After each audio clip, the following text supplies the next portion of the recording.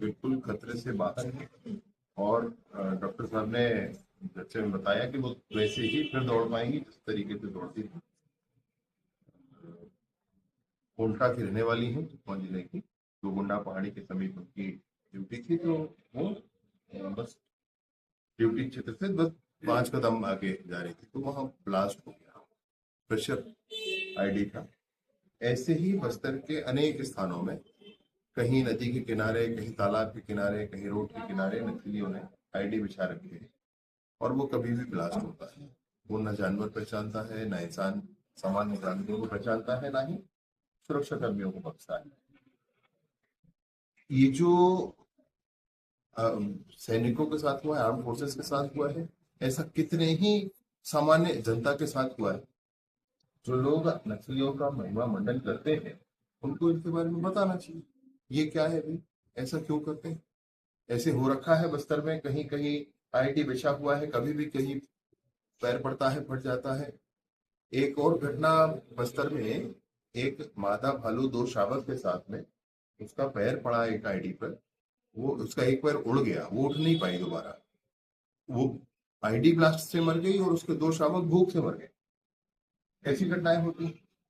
तो नक्सलियों को महिमा मंडित करने वाले लोगों से मैं पूछना चाहता हूँ कि ऐसे इस तरह की घटनाओं के बारे में वो क्या कहते हैं, कैसे तर्कसंगत बिठाते हैं इसको, कैसे न्याय संगत कह सकते हैं इस बात। आईडी से लगातार जो है लोगों की मौत हो रही है, जवान भी घायल हो रहे हैं, जानवर तक नहीं बच रहे हैं। कोई ऐसा सिस्टम डेवलप नहीं हो पाया क्या कि हम आईडी को पहले से ढूंढ निकालें? पूरी दुनिया में खोज रहे हैं, पूरी दुनिया में खोज रहे हैं। भारत छत्तीसगढ़ की बात नहीं कह रहा हूँ, कहीं पर भी मिल जाए वो चीज, वो सिस्टम जिससे हम आईडी डिटेक्ट कर लें।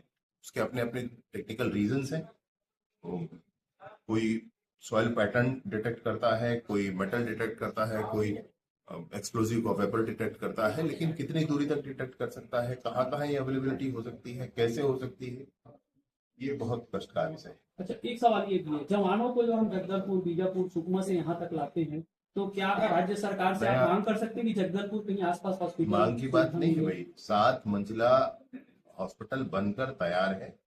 अब वो शीघ्र ही, मैं सोचता हूँ कि अगले महीने की 13 तारीख को ये प्रारंभ भी वहां पर हो जाएगा।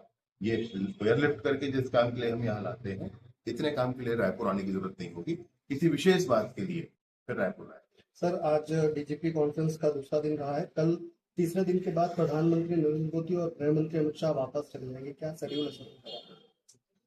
कल दोपहर मैंने शाम 5 बजे तक का मुझे ध्यान है, और उसके बाद वापस जाएंगे। 3 दिनों का ये मंथन, इससे अच्छी पुलिसिंग पूरे देश में हो, इस बात का अमृत अवश्य निकल कर आएगा।